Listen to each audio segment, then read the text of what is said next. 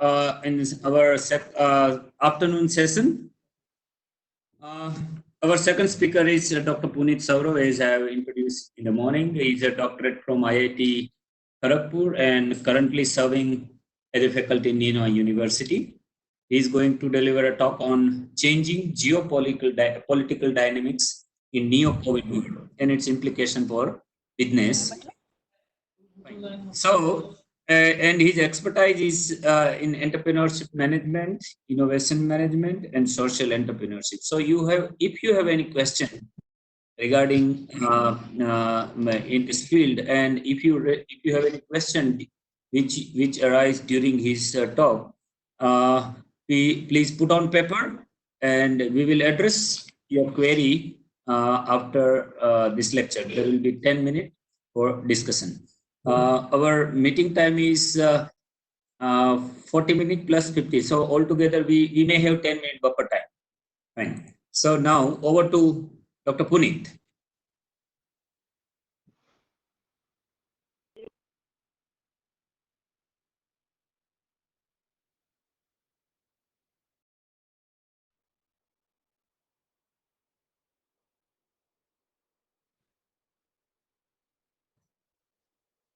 Yes, Dr. Puneet. Hello, everyone. How are you doing? Yeah. They all will be able to listen you, fine, but you will not be able to listen them. Okay, not at all an issue. Right. I am Dr. Puneet Saurav. Let me introduce you to the topic. It's quite an interesting topic, actually. Right. And I have been working on this topic as well. But this is the way things are emerging. I think, and many more papers are going to come. So, in the new COVID world, and implications. This is an interesting topic. Puneet sir, there are some issues of net. आपका net जो जहाँ कहीं आप बैठे हैं वहाँ थोड़ी connectivity का इश्यू है. Now I think if you change your place accordingly so that you can have good net connectivity.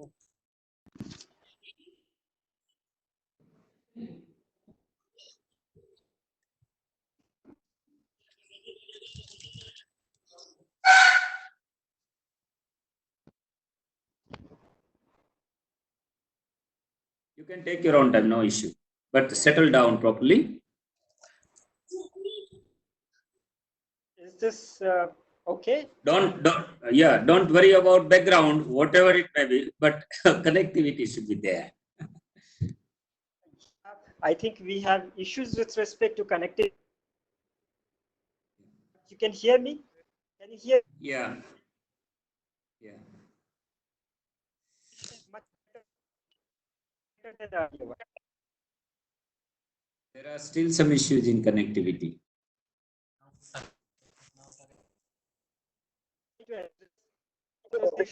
Few of these issues are beyond my control, but I hope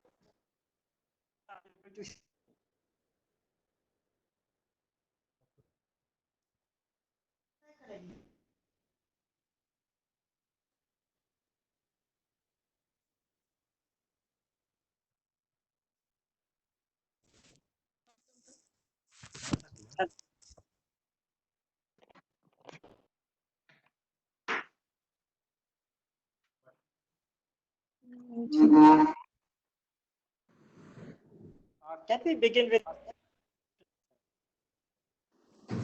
Yeah. Still.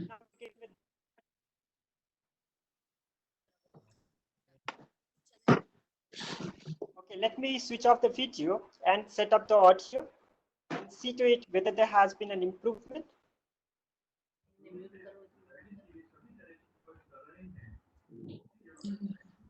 Yeah, you can start with now.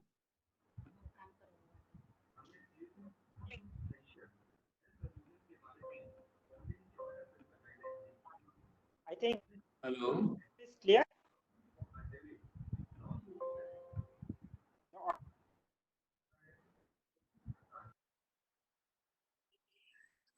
Professor Ramesh, can you hear me?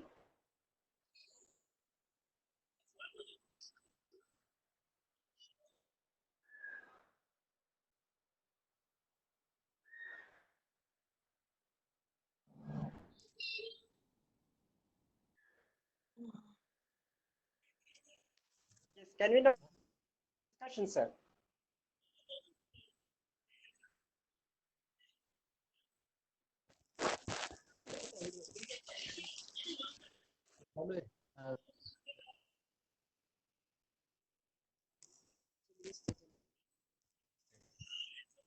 You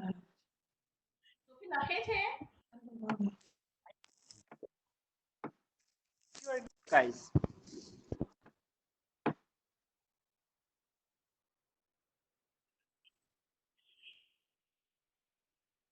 And everyone, it's loud and clear. I'm able to hear you.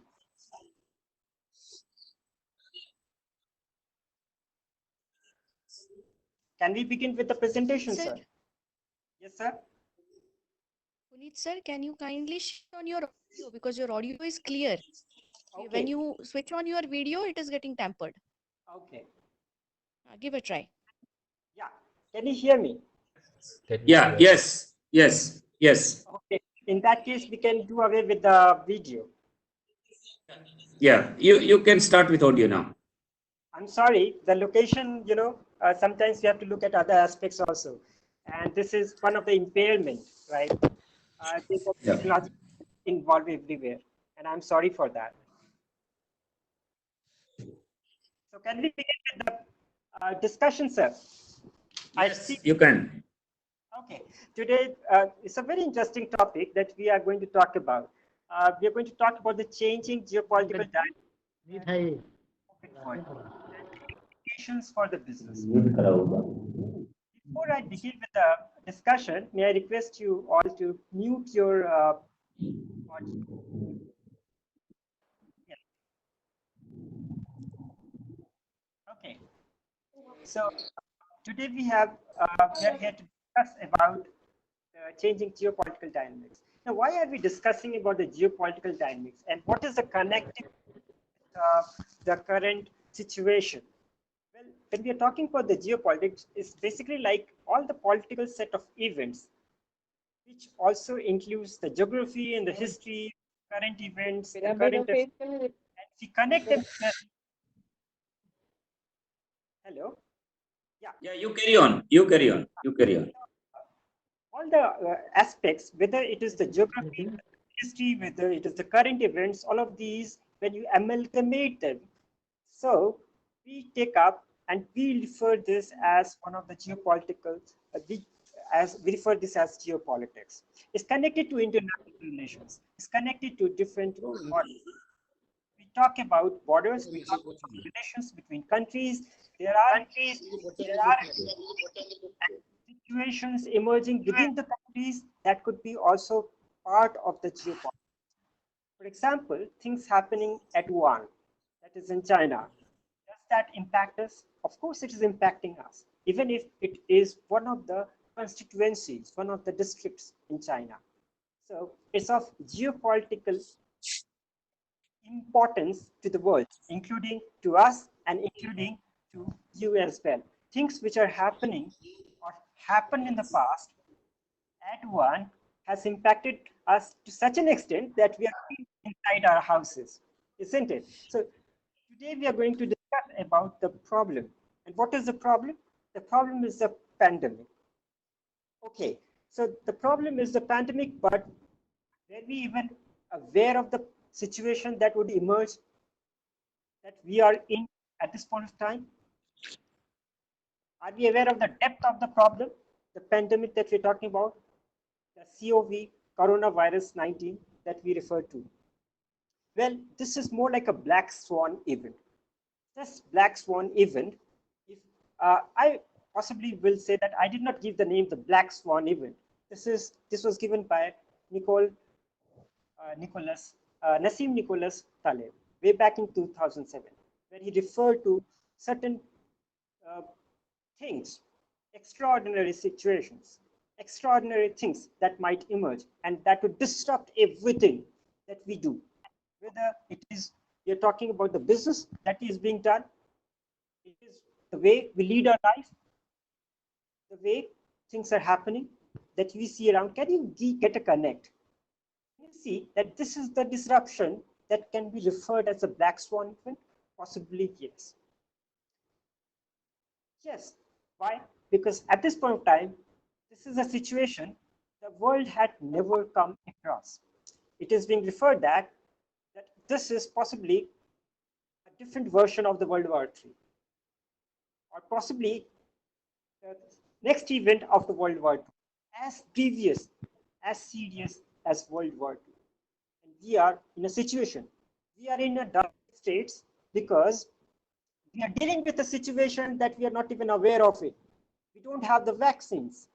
We don't know the treatment. People are dying in droves. At this point of time, as we know, that there are 3.5 million cases, 35 lakh people have already got infected across the world. 1.2 million in the United States. 250,000 deaths have already been reported. And look at the timeline. Within the period of 2 to 3 months, all of these has happened within a period of 2 to 3 months. Not even 3 months, in fact. The way it has engulfed the entire society, country.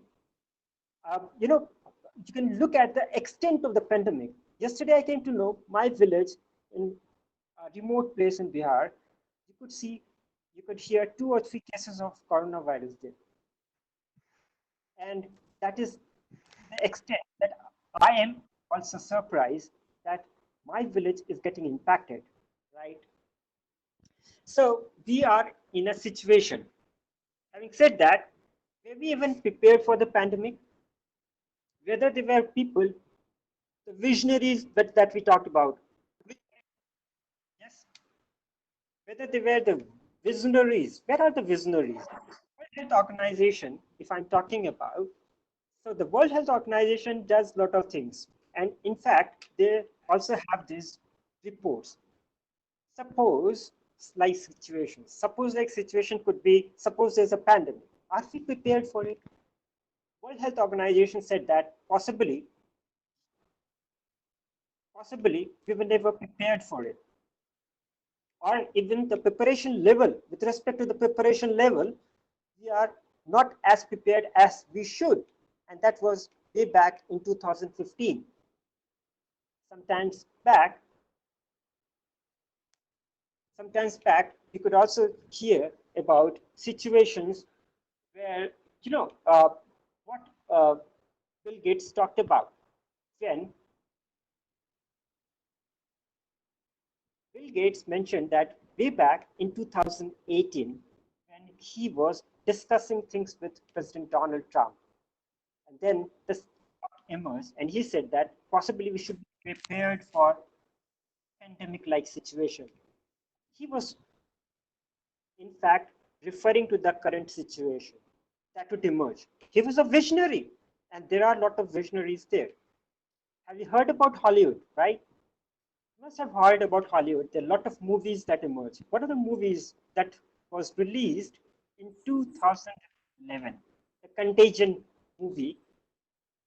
And that movie discussed each and everything, including discussed about the current pandemic, like situation that would emerge, that would unfold. And they also discuss about how this virus emerged from one of the labs at one Institute of Immunology. It is 2000. Hello.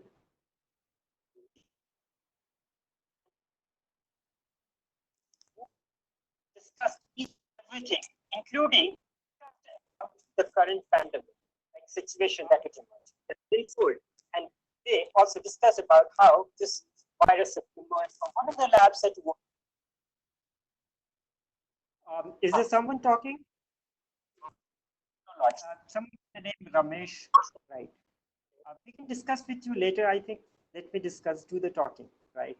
I think there's some issue with the audio and the video. Of course, there's an issue with the video. We'll be discussing about. We don't have the video at this point of time. I'm sorry about it. Okay, so the movie, the Hollywood movie Contagion, that was discussed about it. Having said that, there were certain other situations. There were certain other books that were written over. Right, one of the books, World War Z, 28 Days Later, Walking Dead, The Last of Us. All of these were some of the books that were written on the pandemic, and they refer to this sort of situations. So how come the governments were not even prepared for it? And how do you expect the business or business houses to be prepared about such a pandemic-like situation? Having said that, we should have. If Hollywood does things it imagines, it's because they're visionaries. Somehow, we also need to understand that we need to have visionaries within our companies, within our societies, which could predict, which could forecast things which might emerge and maybe prepare in advance. One reminded Donald Trump about the situation, but instead of creating a disaster management, a pandemic response unit, he decreased the of that organization because he said that pandemic is not going to emerge in near future. So these are the situations that we're talking about. Now, what is the connect with respect to China that we are talking about? There is a situation that is emerging. There are questions being raised with respect to China. The questions are valid to a certain extent. And to a certain extent, you might always put questions on those questions as well. Uh, some of these questions, like if my village in Bihar could have cases of coronavirus, so why could China ensure, how could China ensure that all the viruses in the entire city of Wuhan could have only that viruses, infected people and death within the city and not within and outside within China? Well, there was a situation. And these are the type of questions that are being raised, and these questions need to be answered. And these questions are being put forward not just by me, not just by our people, or the government, or the social media. These are the questions that are being put forward by the agencies as well, the countries. You could see that in the newspapers, Donald Trump, you could see the head of states of Germany, UK, all casting aspirations on the way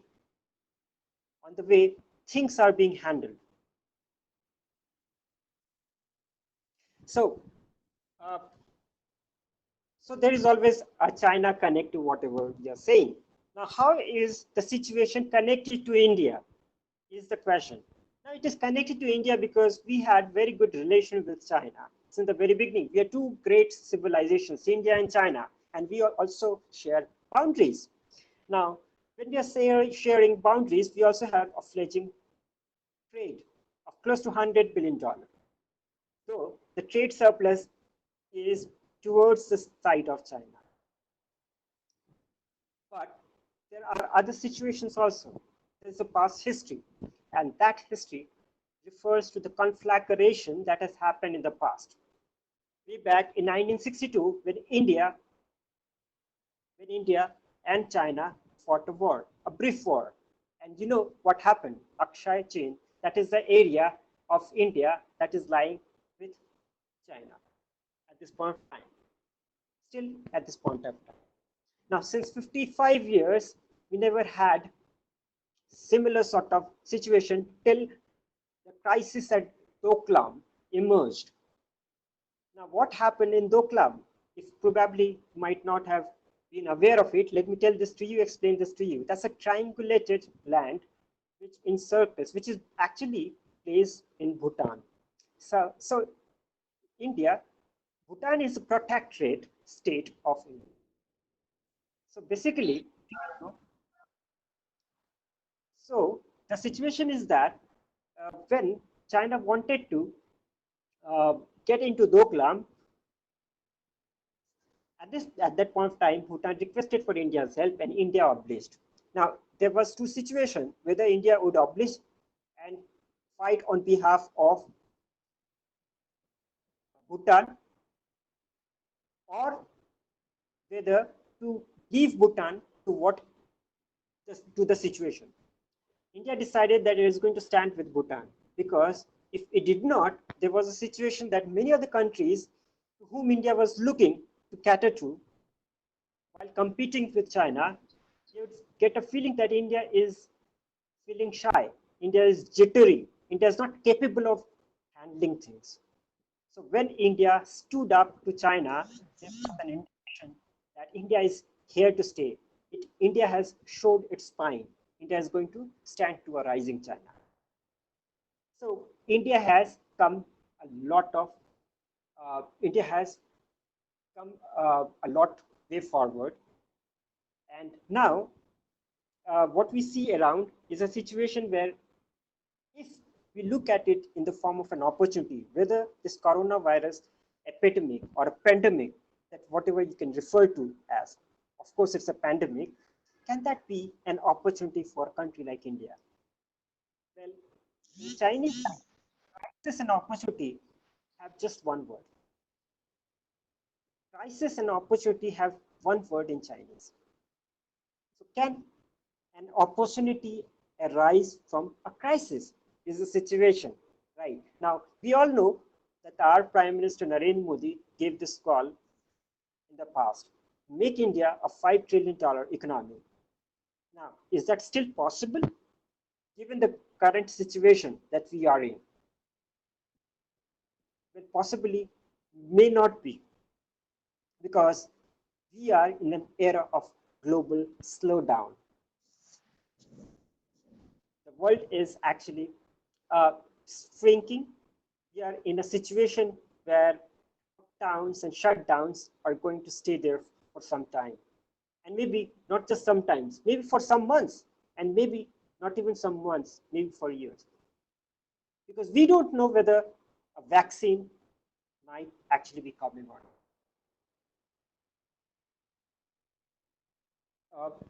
There are a few people who are saying that the audio is not clear. Can you tell me whether the audio is there? Video is not there. For sure, the video is not there. I have switched off the video so that at least you can hear me. So we can hear you. You can hear me, right? Fine. So I'm proceeding forward. Okay. So talking about Dokla, a lot of things have happened after that. And now we can say that probably we have been able to show our spine to China. Now after Doklam, what we can see is that India has emerged as one of the leaders in the strategic domain. Now, India is collaborating with a lot of countries, making a lot of friends, in fact. India is working with Americans. India is working with the Japanese. India is working and trying to deal with the Australians, setting up bases at different places like Agleka in Mauritius, Chabahar in Iran. And you can also see that India is settling down and is trying to emerge as one of the forces to reckon with. So now we have an aircraft carrier to boost up our morale as well. So can we be able to deal with an emerging China is the question. So how do we deal with an emerging China? And how can we, at this point of time, utilize the negativity spread by China for our own benefit? Is the question. So in the past, just after the Doklam, whatever happened, we have been able to go full swing. We did a lot of exercises, the Malabar exercises with Australia, US, Japan. These are the countries. We did strategic exercises, naval exercises.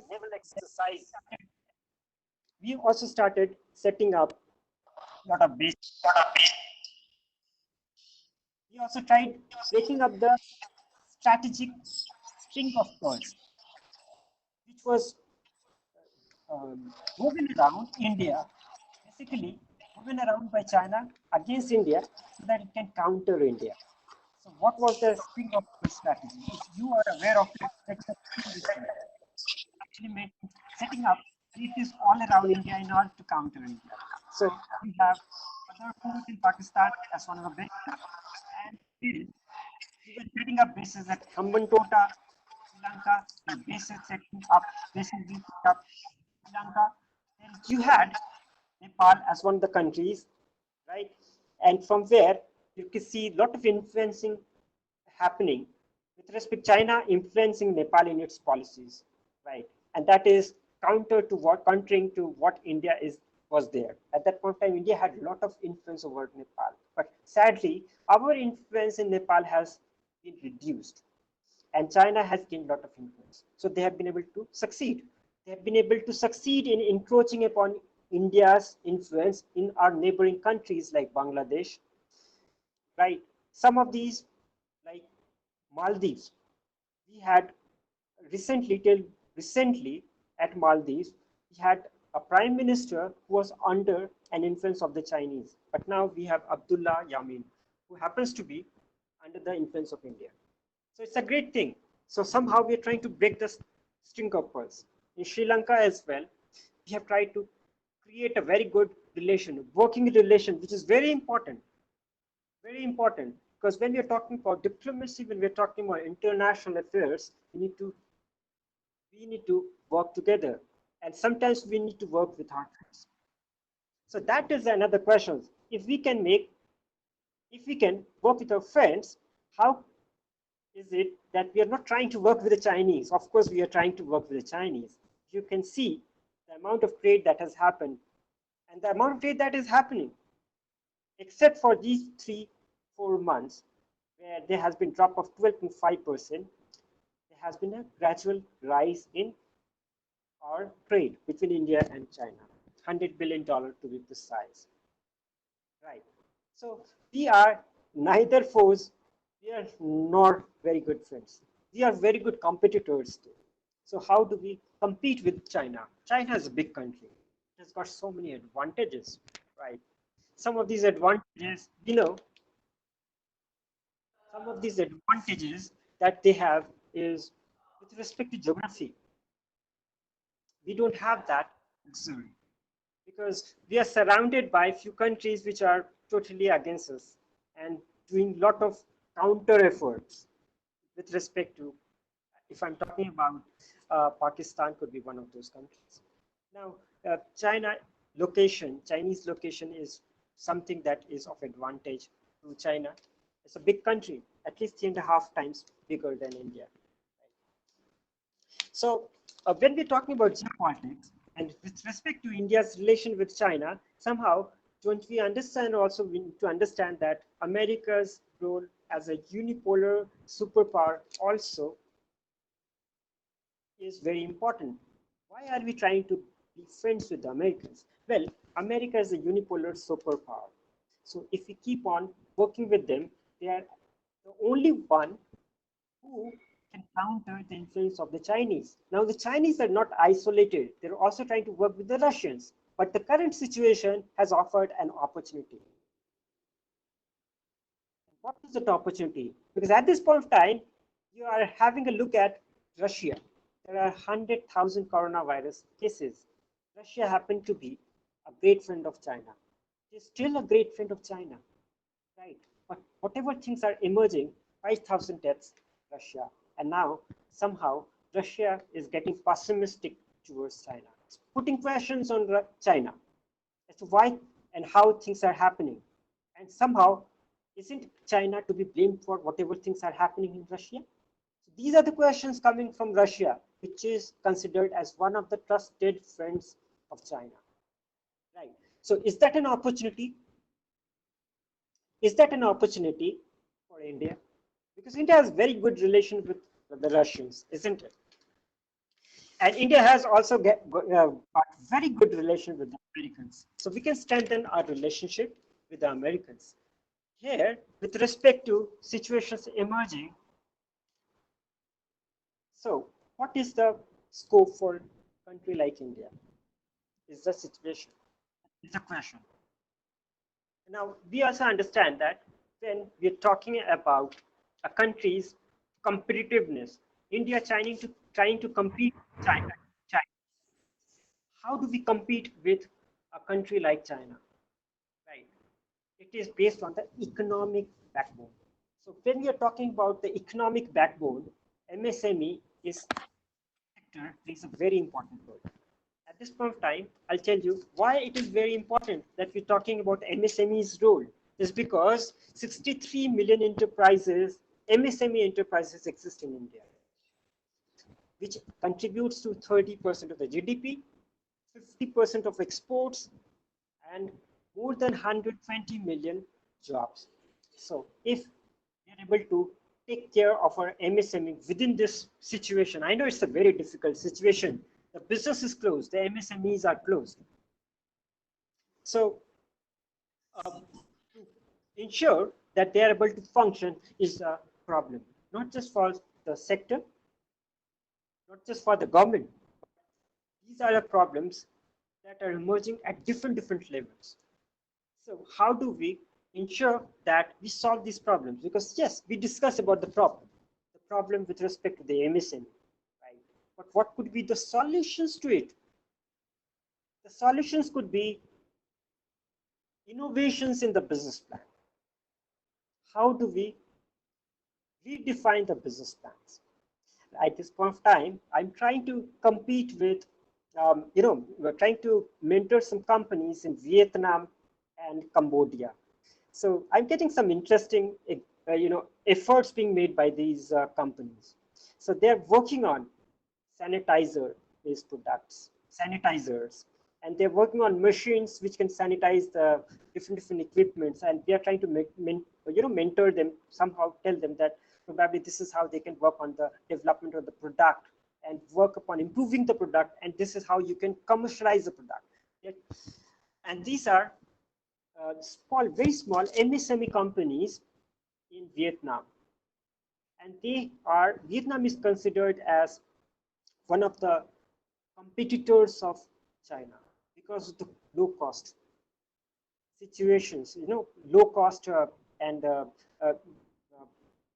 advantages that Vietnam has, even better compared to India. So it's an opportunity for Vietnam and is trying to work on it. Even micro small scale companies in Vietnam are trying to improve themselves. And these companies, they're based in very small places, not even at Hanoi. And they're collaborating with different companies. They are inviting mentors like us to help them out. And they're looking and scouting for finance and funding and support. If small companies, MSME companies based at Vietnam, they can be so innovative as to request for support from some professor here located at Ahmedabad. So definitely you can think about the nature of competitiveness in Vietnamese companies. In fact, Vietnam in terms of competitiveness is at a higher pedigree, at a higher level compared to India. And remember, this is a very small country, small even in terms of population, but not small in terms of motivation, in terms of will. Lot of countries, lot of companies are shifting their base. They're not coming to India, by the way. They're going to Vietnam. You know why? Because it provides the ecosystem that is required. Ecosystem that is required. And somehow we also need to understand, create an ecosystem. I'm an innovation guy. I have been asking my students to ensure, I've been asking students ensure that they implement and utilize innovation in every aspect. Suppose I'm talking about Amazon. I'm talking about Flipkart. Now, at this point of time, how can innovation be utilized by these companies? Now we are talking about contactless delivery. It was online delivery, and now we are talking about contactless delivery. So this is basically like somehow we need to look at ways how we can continue with the business. Suppose this pandemic situation stays for 1 year, 2 years, and it has been predicted that possibly it is going to stay there with us for another 1 year, couple of years, and then it is going to die down slowly. It's not going to die down abruptly. If you are expecting some vaccines to come immediately, there could be, that might not even emerge. So there could be some way out, other way out to defeat coronavirus. But possibly if you're waiting for a vaccine to come, then possibly we are expecting too much, So we can expect that we can, think about this situation can prevail. And if the situation prevails, the pandemic keeps on prevailing, how can work towards making sure that this crisis turns out to be an opportunity? How do we work on revitalize our ideas, the way return or rejig our business plans, right? So the government is supporting. It has given a stimulus of 1.7 lakh crore, which is great. But I was listening to Abhijit Banerjee, and he said that probably more money could be required. Yes, of course, that might be required. But for a country like India, which is always short of funds, getting 1.7 lakh crore is a big deal. And now at this point in time, when the economy is not doing, we hardly have any source of fund. Taxes are not going to come. Tax collections are going to be very poor, possibly this year. So how to prepare? And probably this is a long fight that we have to keep on fighting. Possibly is going to stay there for 1.5 years. So how is the government going to stay there and ensure that they're able to take care of the people, the business, and then there are issues that might emerge. Listen and try to understand things happening in the border of Pakistan. Is that one of a situation that is emerging, or possibly because China knows that India is trying to stand up to China, and it has got bordering India. So creating a trouble in Indian border will divert this attention of India to soften its stand towards countering China, because it might fear that joint attack if there is a situation that might emerge, or maybe possibly because they want to keep India busy. That's one of the ways that you deal with. You do not deal with your enemy directly. China doesn't deal with you directly, it deals with you indirectly in some way.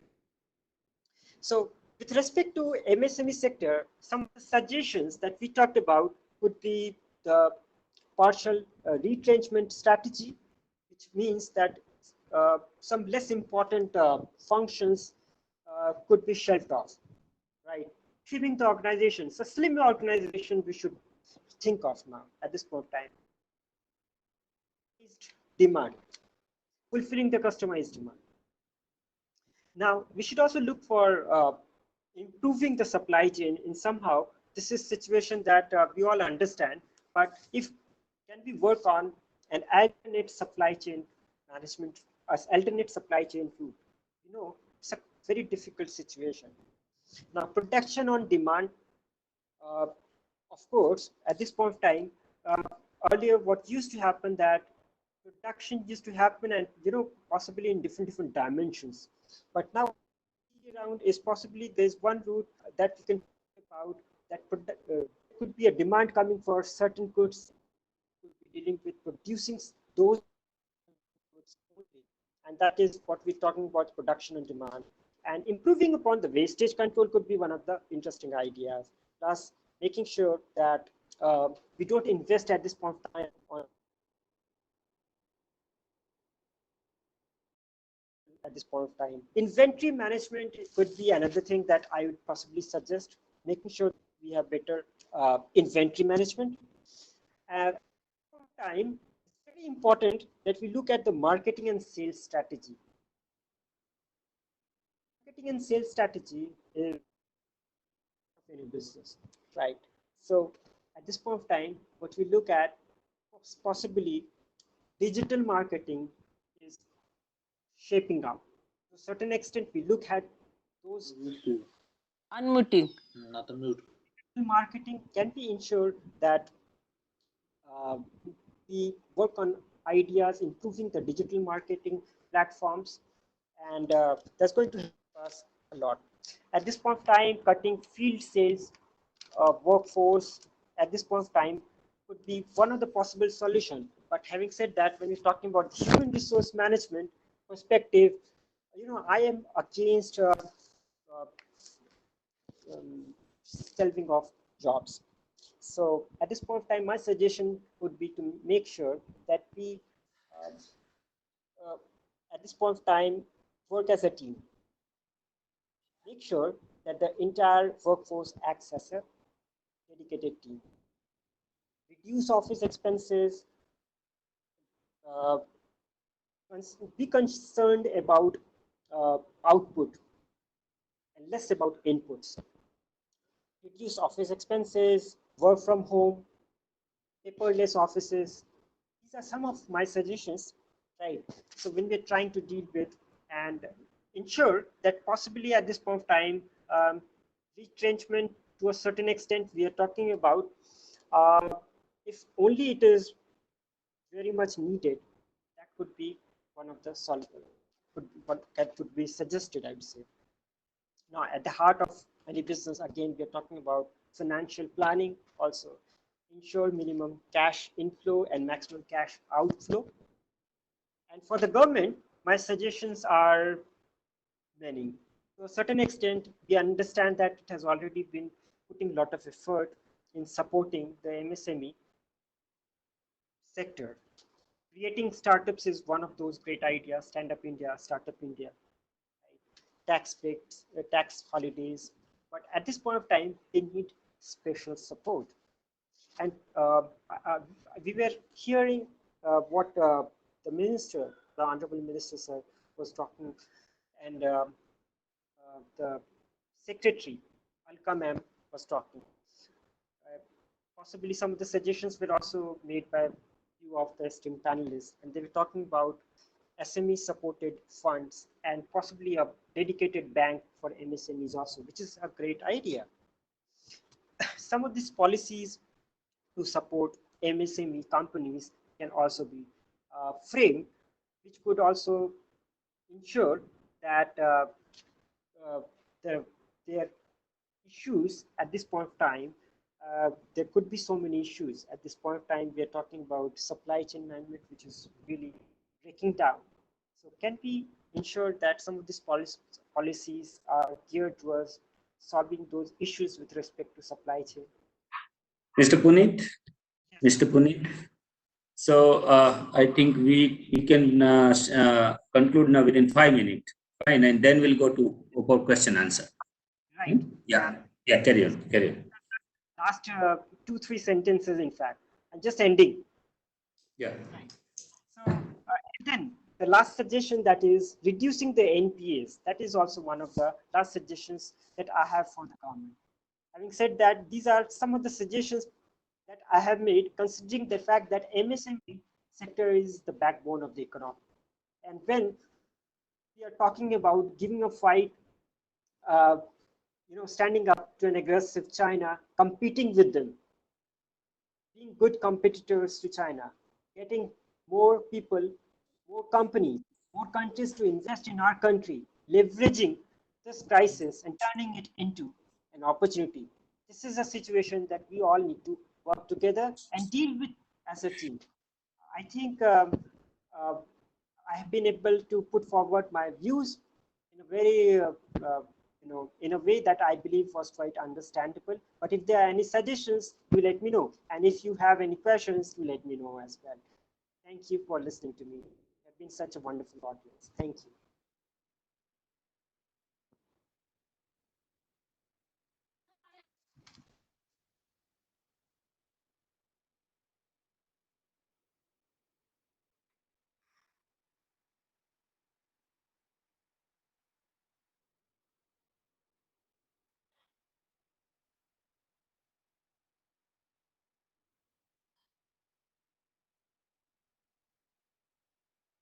Question नहीं है वो लेवा दिया अरे यही है hello yes yes hello Yes, I can hear you, sir. Yeah. Now, Dr. Puneet, there is one question from Professor Rajesh Kumar Dubey. Uh, what can be the best stimulus package for India in post COVID-19 scenario? Uh, well, let me tell you, see, government has to plan accordingly. At this point of time, they've already released 1.7 lakh crore, which is a good amount, but not a substantial amount. But how you channelize that amount, now it depends. I'd say it depends on how much amount to be released by the government. Now, you have a situation we don't know how the situation is going to emerge. This is getting too much for the government and as much as for us also because we don't know how and when till when the pandemic is going to end. So suppose these situations are for 1.5 years. So what is the government going to do? It has to keep some birds in its hand. Some money has to be there in its hand. You don't know there are so many things to be kept into uh, in mind, right? So at this point of time, uh, it is upon the government to think about what is appropriate amount that has been released. But having said that, we need to understand where, suppose that it is thinking of releasing some funds, where can that fund be released? Some of these funds could be released and could be catered toward MSME sectors to support, give them some sort of tax breaks, income tax breaks, which is very much needed. Now, supply chain issues could emerge, right? Can funds be provided to ensure that those issues could be sorted out? Now, there could be issues with respect to infrastructure as well and transportation. The government's role should be to ensure that those glitches should be taken care of because these are the things which are under control, right? With respect to the fund, agriculture needs some support because our economy depends upon the agriculture sector. The MSME definitely requires some support. It could be in the form of tax breaks I mentioned, but it could also be directed at small um, funds, maybe some incentives coming and some funds coming from the banks as well, like small loans. Maybe SIDB could be utilized to channelize some funding for the MSME sector as well. Right. Yes. Yes. Now, one more negativity towards China can be converted into an advantage by India by attracting FDI. Definitely, we can provide competitive facility and by creating favorable ecosystem to multinational companies. Your comment? Yes, that's a perfect strategy. Point of time, what we see around, there is a situation where not many countries are supportive of China and its policies. And we have heard that and we are seeing that. The entire world is grappling with this virus. Somehow they see that there is somehow to do with the Chinese and the way they have dealt with things. They've not reported on time. So we did not get the time to control the virus. So we can definitely utilize the opportunity. This is something that we have to do. How can we do that? Now, the government is planning and it has come up with a plan. 500,000 hectares of land it has set aside in 5 states to get companies who are shifting from China to India. And this is equivalent to the size of one of the countries, Luxembourg, if you have heard about it.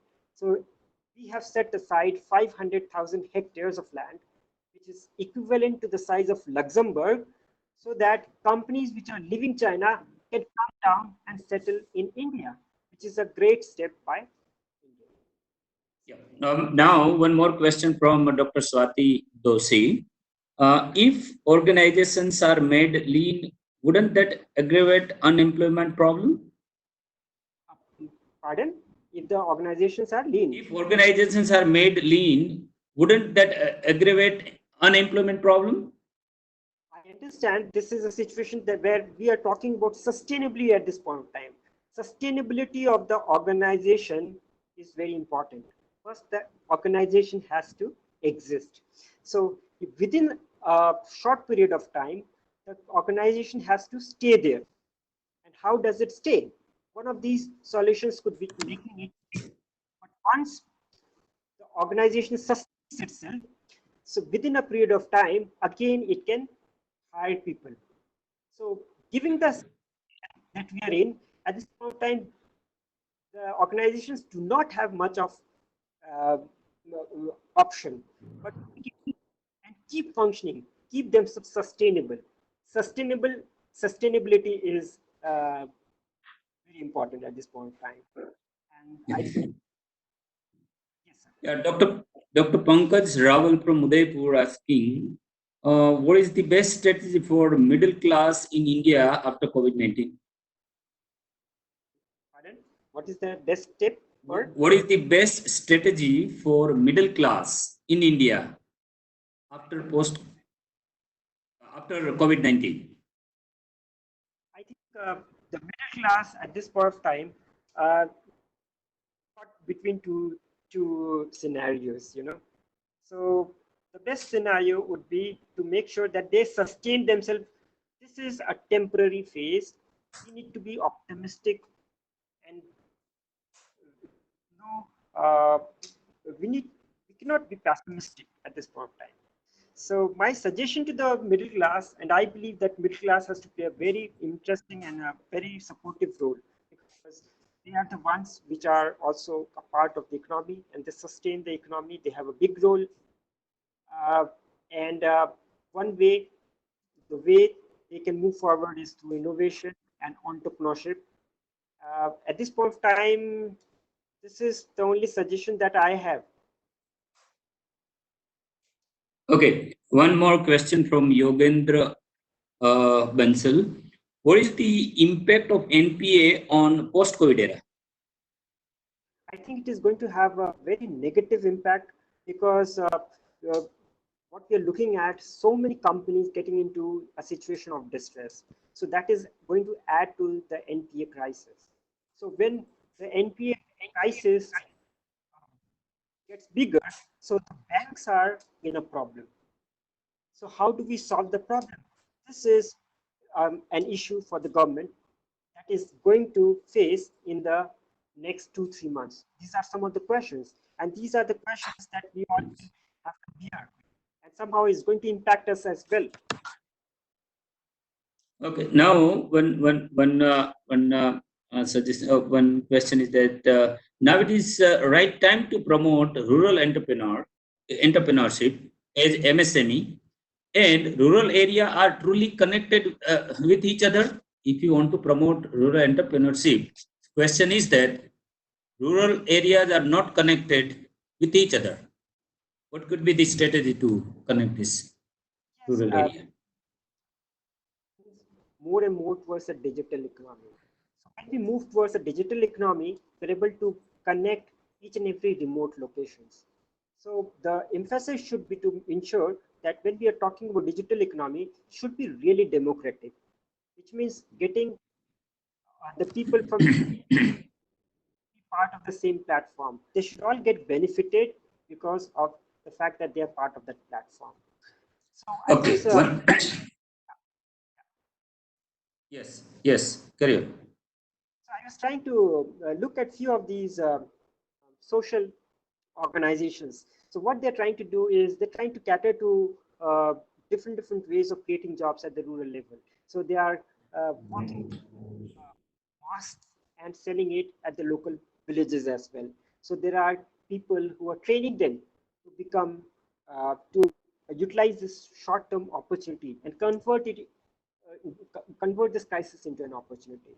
So this is something that I as one of Yeah, one more question. What is the effect of raw material import from China, from Arsikon? as you understand the effect of raw material in coming from China. Well, we are in a situation where we could see it's not just restricted to us, but it is also the same in the case of the world, including China. we are facing the scenario. China was also facing a similar sort of situation.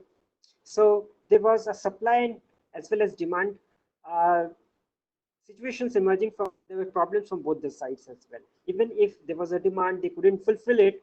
There was a supply uh, because the supply chain was not working. Chinese factories are not working at this point of time. Until recently, they have all opened up. They have all opened up, and that is one of the questions that the world is asking: that how are you able to do that, and how come that the problem in our country, the pandemic, is still um, emerging and is destroying our economy, and how where have you been able to ensure that you are able to restrict the entire pandemic to one small place called Wuhan?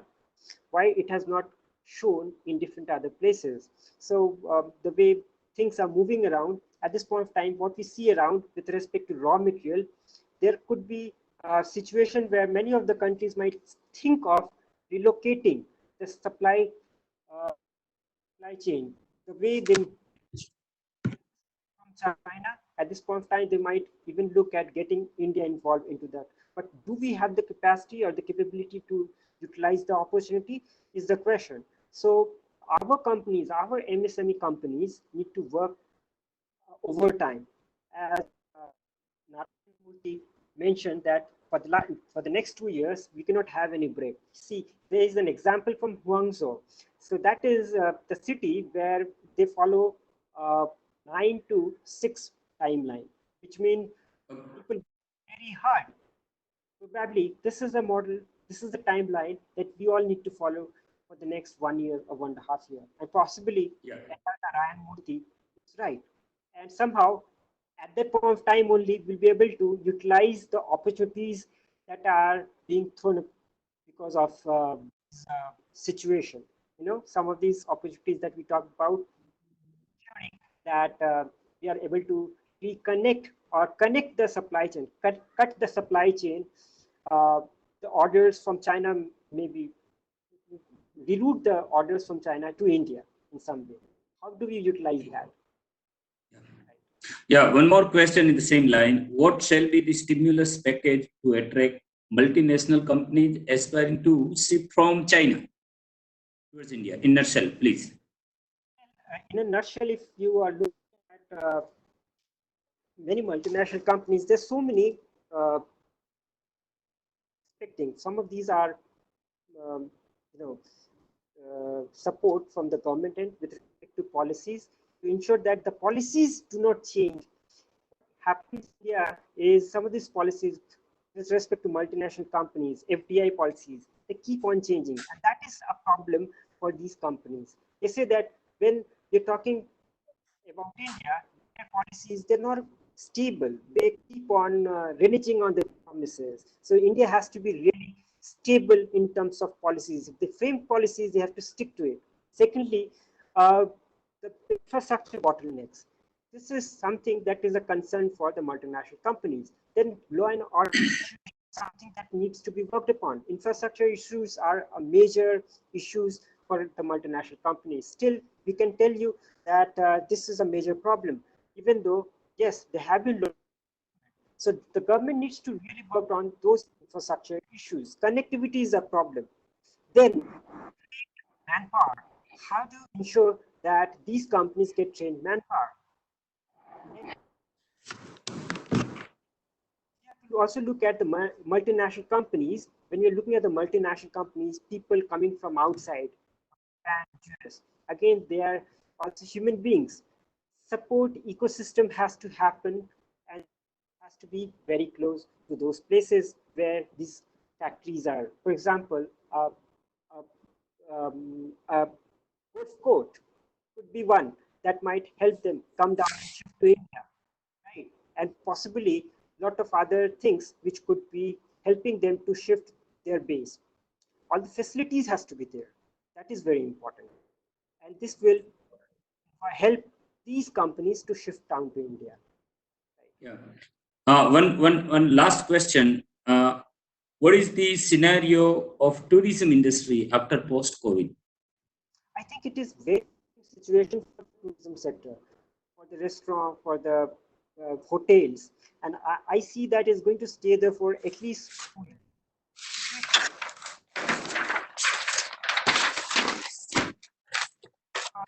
Not a fright. Because people are frightened. They might not travel for a while, even if the pandemic ends within these 2 months. Yes, of course, there will be some needed. We need to visit. Sometimes these are important officials. Yes, that might occur. But if you're looking at the tourism sector, at this point of time, you see that they're not going to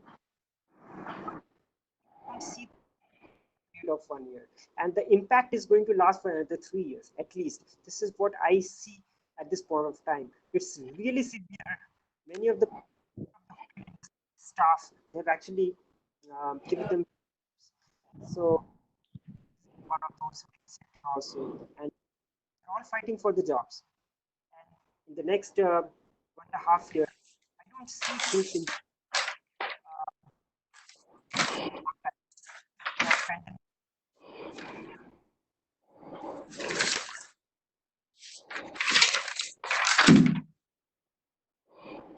Yeah, Dr. Puneet. So, thank you very much, Dr. Puneet, for your wonderful lecture.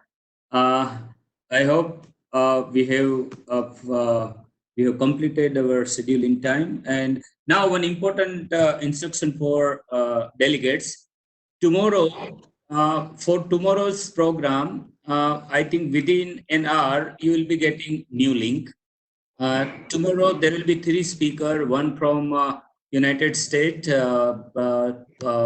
from Stanford University, one is from Canada, from Toronto, and one madam is going to speak on some social issues. So there will be a wonderful session tomorrow, and we are very soon you will get a link for tomorrow's program. Fine. So tomorrow program will start at 9:30. So we will all connect by 9:50.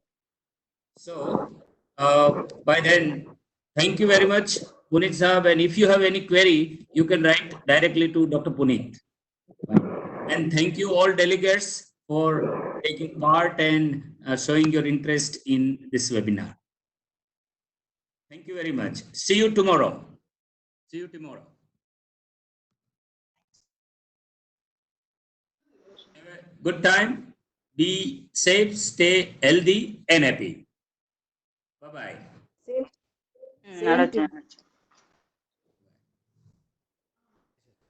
Murana.